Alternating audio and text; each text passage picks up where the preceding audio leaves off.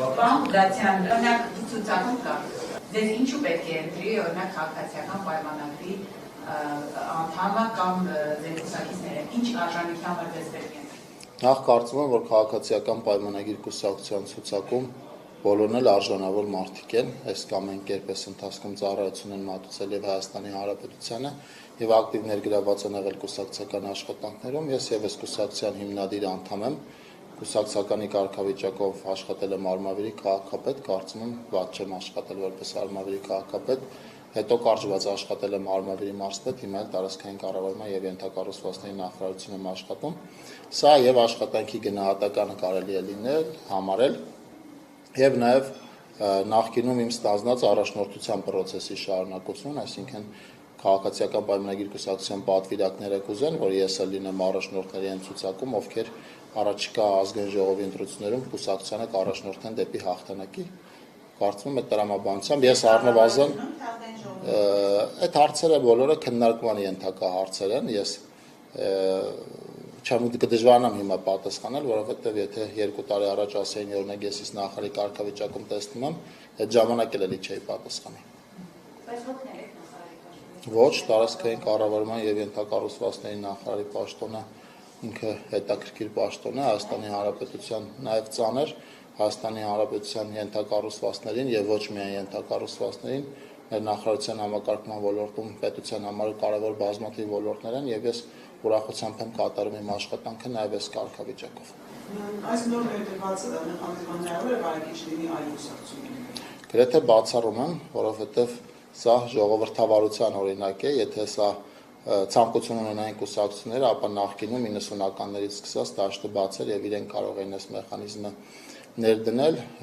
հաշվի առնելով այն հանգամանքը, որ բազմաթիվ կուսակցությունների ցուցակ գրել են եւ գրում են 1-2 հոգի մի աշխատասենյակում փակված, ես գրեթե բացառում եմ, որ առնվազն խոշոր կուսակցությունների մասով այսպիսի որոշում կայացնեն, սա քաղաքացիական պայմանագրին բնորոշ որոշում է եւ իմիջիալոց ես կարծում եմ նախորդ շրջանում մեր քաղաքական հաջողությունների զգալի մասը պայմանավորված է եղել այն թափանցիկությամբ, այն ժողովրդավարությամբ եւ թիմը միմյանց հանդեպ են վստահությամբ, ինչի ականատես է նաեւ այսօր ենք այս process-ի արդյունքում։ Արտադրության նախորդին ձայնագրություն տարածած քննչական կոմիտեն վաղաշաբաթ ընտրությունների վերաբերյալ եւ ընդդիմադիրների կողմից դա մեկնաբանվեց, որ առաջիկա ընտրություններից առաջ իշխանությունների ձեռամբ փորձ է արվում ճնշումներ բանեցնել, ինչպես կմեկնաբանեք այս խոսակցությունը։ Խայտարակ ձայնագրությունները իր բովանդակությամբ խայտարակ, որովհետեւ 2025 թվականին, 2026 թվականին Հայաստանի Հանրապետությունում կներեք իմ արտահայտության համար, բայց ձայնագրությունից պիտի մեջբերեմ, հայոյանք դնելով քաղաքացուն ընտրության տանել պարտադրելը դա սրիկայություն է, ապաքաղաքական է եւ հանցագործություն է եւ դա պետք է արժանանա գնահատականի եւ իրավական եւ քաղաքական։ Տեսել եմ նաեւ այն մեկնաբանությունները, որ ընդդիմադիր դաշտը անում է թե ընդամենը քարոզչական process է եւ մարդկանց քարոզարշավ են արել, ես կարծում եմ, որ այդ ձևի քարոզարշավ, հա, այդ բառապաշարով, այդ մեխանիզմով ձայնագրության մեջ ասում եմ, ես կանգնած նայում եմ ով ընտրեց, մի քաղաքացու ասում են կգնաս կընտրես, ես քո հետևից կմտնեմ, կտեսնեմ, օրինակ պարոն Մեխակյանի քվեաթ հերթիկը կա այդ արկղի աղբարկղի մեջ թե չէ։ Այսին հստակ ուղղորդող process է ամենավատ ձևի լկտիությամբ եւ հայոյանքներով ամենված, բայց ես նաեւ ուրախ եմ այն առումով, որ վաղաշաբաթին մինչեւ ձայնագրություն պետք չէր վաղաշաբաթուն հասկանալու համար ինչն է ընդդիմության էությունը վաղաշաբաթում եւ ինքը ընդդիմությանը արժանի պատասխան տվել է եւ հիմա ընդամենը ընդդիմադիր ավականու կարգավիճակով իրենք հնարավորություն ունեն առնչվել համայնքային կյանքի հետ, իսկ պատկերացնեք, եթե այդ մարդիկ դառնային իշխանություն։ Բայց օրինակ ասում եք, այդպես է կարգավորվում, որ Սամվել Կարապետյանի ղեկավարած ուժը Հայաստանում են վստահեն, որ իրենք են մեծամասնություն կազմում։ Ընտրության արդյունքները ցույց կտան 2021-ին էլ Ռոբերտ Քոչարյանն էր վստահ, որ իշխանություն ինքն է կազմելու, տեսանք արդյունքը, ընդդիմությունը վաղաշաբաթում էր վստահ, որ իրենք են լինելու իշխանություն, այնտեղ էլ տեսանք արդյունքը 2018-ին էլ Սերժ Սարգսյանն էր վստահ, որ երրորդ ժամկետը կհաջողի իր մոտը դրա արդյունքն էլ տեսանք 2026 թվականի ընտրություններին մենք գնում ենք հաղթելու տրամադրվածությամբ, որովհետև մեր թիկունքում եւ արված աշխատանք կա եւ ամենօրյա ինտենսիվ շփումներ կան բնակիչների հետ, չկա այլ քաղաքական ուժ, ով ավելի մեծ ինտենսիվությամբ է շփվում բնակիչների հետ, քան քաղաքացիական պայմանագիրը դիմերում, տեղերում, կառավարությունում, ազգային ժողովում եւ մեզ այդ շփումների վստահությունը ցույց է տալիս, որ մենք գնում ենք ընտրությունները հաղթելու ճանապարհով։ Այն ճանապարհը, որը 2021-ին Հայաստանի Հանրապետությունում եղավ, 2018-ին Հայաստանի Հանրապետությունում եղավ, նախորդ տարի վաղ շաբաթում եղավ։ Մամուլի տեղեկությունները պարոն Խուդասյան, այդ բացաձայնագրությունների վերանելու կամ դրա քավորը Արգիշնի Մեխակյանները, դուք ևս ակտիվ ներգրաված եք այդ ընտրություններում, հնարավոր է ձեր Պարոն Մեխակյանին ես եմ ուղարկել ձայնագրությունը, առնվազն իր ռեակցիայից հասկացել եմ, որ ինքը այդ ձայնագրությունը չէր տեսել, ես այդ ձայնագրությանը ծանոթացել եմ մամուլով, ինձ ճիշտն ասած ընտրություններից հետո հետընտրական էս հարցերը այդքան էլ չեն հետաքրքրում, ես էլ պարոն Մեխակյանն էլ զբաղված ենք մեր աշխատանքով, բայց նաև իրավապահ համակարգին շնորհակալ ենք հետևողական աշխատանքի համար, որտեղ այսպիսի դեպքերը կանխելով մենք պիտի հաջորդ ընտրություններին բացառենք նմանօրինակ լկտի, հանցավոր եւ ապաքաղաքական պահվածքը։ Եվ մի ոլորտային հարց, պարոն Խուդասյան, շատ է քննարկվում ամեն դեպքում մոդուլային, այսպես ատոմական կառուցելու համար ի վերջ Հայաստանի իշխանությունը ում է առավելություն տալիս։ Որոշակի արդեն պայմանավորվածություն կա, որովհետև բերսի այցից հետո տպավորություն է, որ հենց Միացյալ Նահանգներին է դա վերապահվել։ Հարգելի գործընկերներ, հարցին մենք հրապարակային ենք պատասխանել եւ ես եւ Հանրապետության վարչապետը, ես նաեւ ներկայացել եմ ձեզ մամուլի ասուլիսի ժամանակ, որ մենք 2025 թվականի ընթացքում ընտրել ենք ինչ տիպի ատոմակայան ենք ցանկանում ունենալ Հայաստանում, դա մոդուլյար տիպի ատոմակայանն է, իսկ ինչ տեսակի եւ ինչ մոդելի ատոմակայան ենք ուզում ունենալ, մենք այդ հարցում չենք շտապում, ուսումնասիրում ենք մեր ունեցած առաջարկները, այդ թվում նաեւ Միացյալ Նահանգների կողմից, բայց ոչ միայն Ռուսաստանի Դաշնությունն է առաջարկ արել։ Մենք ուսումնասիրում ենք բոլոր առաջարկները, որոնք մենք ստացել ենք Միացյալ Նահանգներից, Ռուսաստանի Դաշնությունից, Կորեայից եւ նաեւ Չինաստանից, նաեւ Ֆրանսիայից, որոշում կկայացնենք բազմաթիվ հանգամանքներ հաշվի առնելով, ես կարծում եմ, որ ժամանակակից աշխարհում վտանգավոր ատոմականներ չկան, մասնավորապես այդ երկրները, եթե իրենց երկրներում են տեղակայում կառուցում ատոմականներ, ապա վտանգավորության հարցը օրակարգում չէ, ինչու մոդուլային, որովհետև այն մեզ լրացուցիչ ճկունություն է տալիս կառավարել մեր էներգահամակարգը,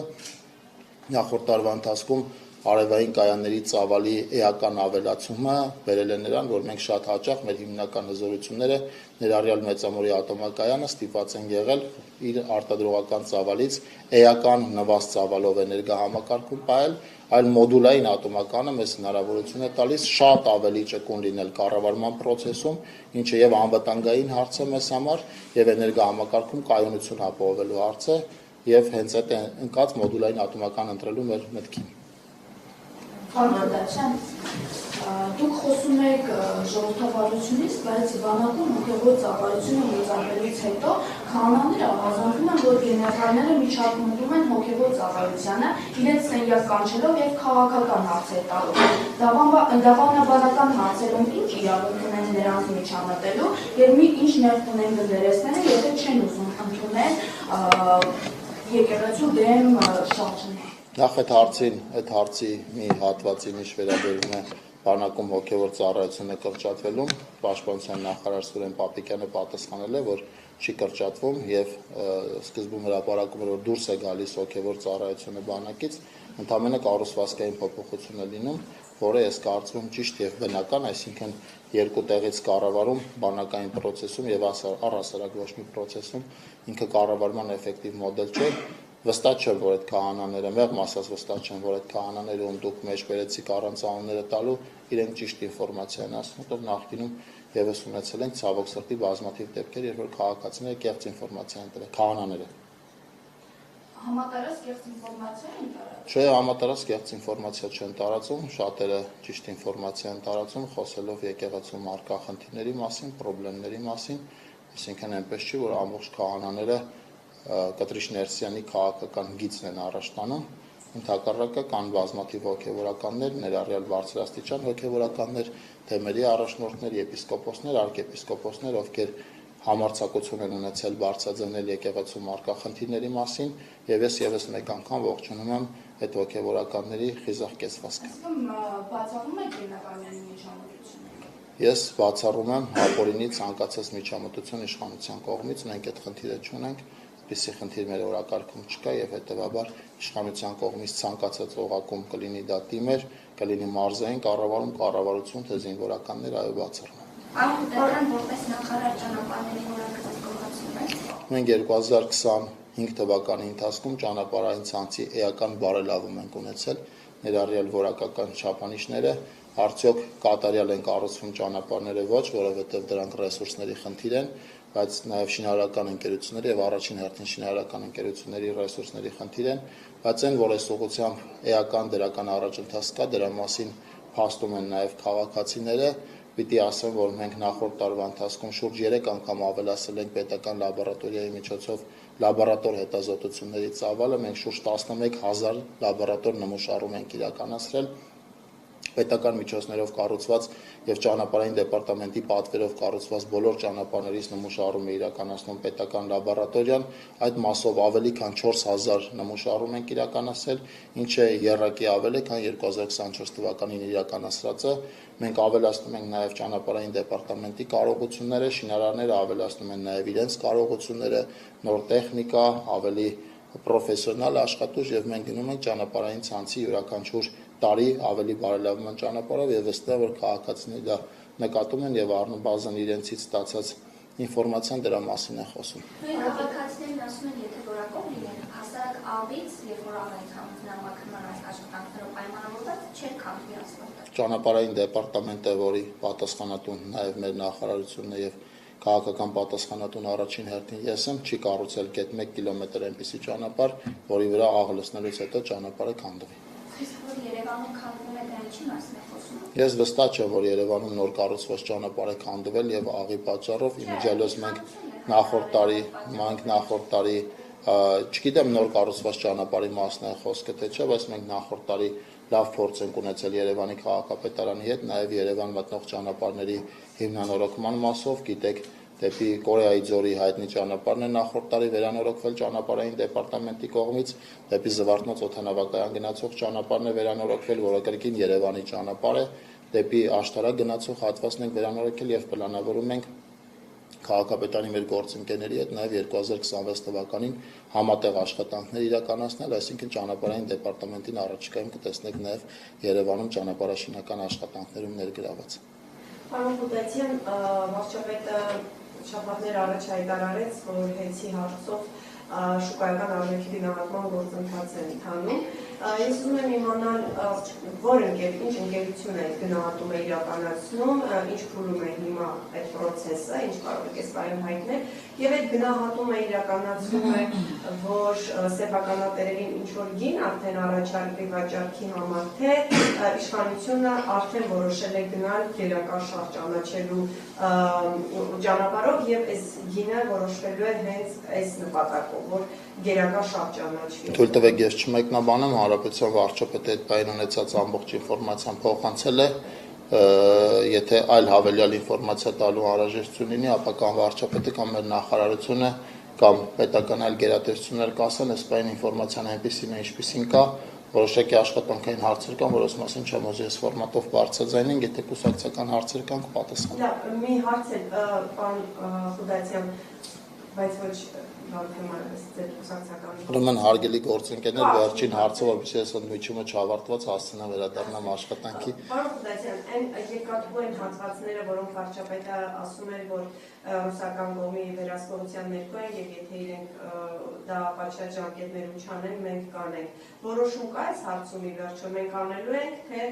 ռուսական կողմից հնչող ազդակները, որ իրենք պատրաստ են անել, թե Հայաստանը քննարկելու է այդ սցենարը։ Հայաստանի Հանրապետության կառավարությունը շարունակում է աշխատանքը ռուսական կողմի գործընկերների հետ, մասնավորապես առաջին հերթին երասխի եւ ախորիկի հատվածում իրենց ներգրավվածությամբ աշխատանքներ իրականացնելու համար։ Ես նախորդիվ ասել եմ, որ իմ տպավորությունը այնպեսին է, որ առնվազն այդ երկու հատվածների մասով մենք որոշակի ըմբռնում ունենք ռուսական կողմի հետ եւ որոշակի պայմանավորվածության կհանգենք, կարծում եմ առաջիկա օրերին դրա պատասխանը կունենանք։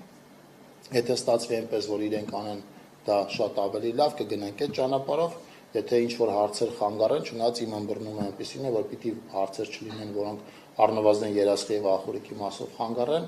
այդ դեպքում, եթե այդպիսի հանգամանքներ լինեն, Հայաստանի Հանրապետության կառավարությունը ինքը կվերականգնի նշված հատվածներում երկաթգիծը, որտեղ դա ապաշրջափակման տրամաբանության կարևոր կետերից մեկն է, ինչի ուղղությամբ մենք շարժվում ենք։ Ռուսական կողմն է ներդրում անելու։ Եթե իմ ասած առաջին տարբերակով լինի, այո։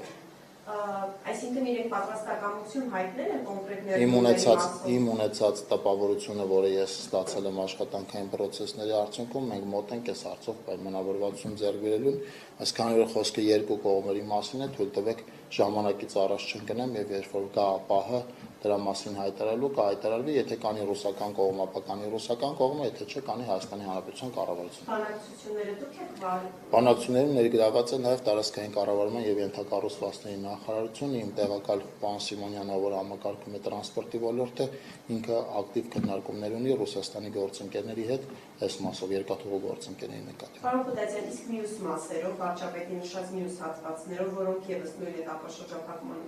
Իմ նշած հատվածների մասով է բանակցությունները ռուսական կողմի հետ, մյուս հատվածների մասով տարբեր լուծումներ կան, բայց հարգելի գործընկերներ, այս ֆորմատը այն ֆորմատը չի, որտեղ կուզեմ խոսել։ Բանակցությունները մեկնարկեցին այն բանից հետո, երբ վարչապետը հայտարարեց այդ հատվածների վերանորոգման Ես չեմ ֆիքսի վարչապետի հայտարարությունից առաջ է եղել թե հետո, բայց ոչ թե պայմանավորված է հայտարարությամբ, այլ կա անհրաժեշտություն, որի շուրջ հանրապետության վարչապետը ցանկություն է հայտնել հայտարարություն անել եւ հայտարարություն արել, հիմա կդժվարանամ հստակ քիչ տարբերությամբ գուցե լինի։